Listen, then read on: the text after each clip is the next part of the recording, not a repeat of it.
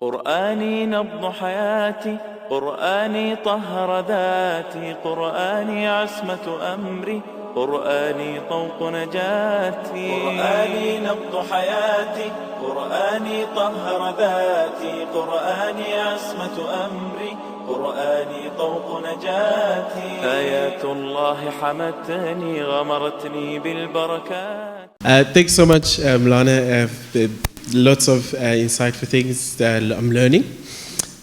My question is based on when you're answering a question not too long ago. You said something about taking the text for what it is and treating it like that, and you have caveated the fact that you're not treating the Bible as fully inspired, but you're cherry picking from it. So earlier you talked about Genesis 17, talking about Ishmael and him being the person through which the promise will continue. Do you just pick that out of 15 and 16 where Ishmael is clearly rejected to be the person who the promise will be continued in that sense? And doesn't the cherry picking take away from the arguments that you're trying to make if you're not taking the text for what it's actually saying? To cherry picking, there's nothing wrong. Cherries are very nice. You can pick cherries, there's no problem.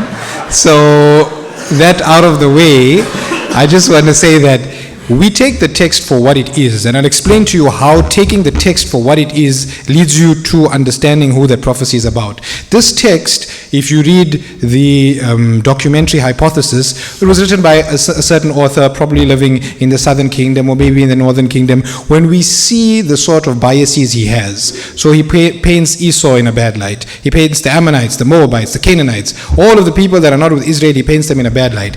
And yet, when it comes to Isaac, you would assume he would do the same thing to Ishmael. So that would be the assumption if we're approaching the text at a very, taking it for what it is. We would assume that we would only see things that are there that are not good about Ishmael.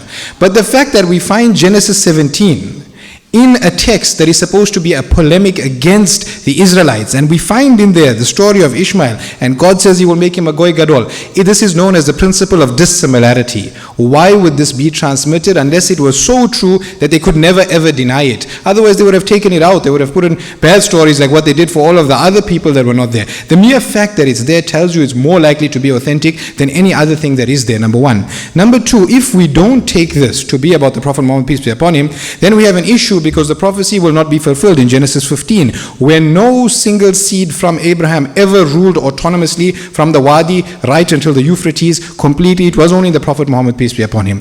And in Genesis 12, it mentions that God says to Abraham, whoever blesses you, I will bless him. Va'avarecha me barechecha, which means ubariku me yubarikuka. There is no group of people on earth today, 5 times a day, that bless and remember this blessing on the Prophet Abraham, besides the Muslims. Every day in prayer we say, Kama barakta ala Ibrahim. So when you look at the concomitants, all of the evidence coming together on one point, it tells you that this is very, very, very strong. And when it comes to the stories of Isaac, what we see there, the eternal promise, we have different ways of understanding it. Just as you would understand that circumcision is said to be the eternal covenant, but now Christians don't circumcise. There's a way of understanding it, and you're not really taking the text for what it is per se. Thank you. قرآني نبض حياتي، قرآني طهر ذاتي، قرآني عصمة أمري، قرآني طوق نجاتي. قرآني نبض حياتي، قرآني طهر ذاتي، قرآني عصمة أمري، قرآني طوق نجاتي. آيات الله حمتني غمرتني بالبركات، تحفظني من همزات الشيطان ومن زلاتي. آيات الله حمتني غمرتني بالبركات، تحفظني من همزات الشيطان ومن زلاتي. قرآني نبض حياتي، قرآني طهر ذاتي، قرآني عصمة أمري، قرآني طوق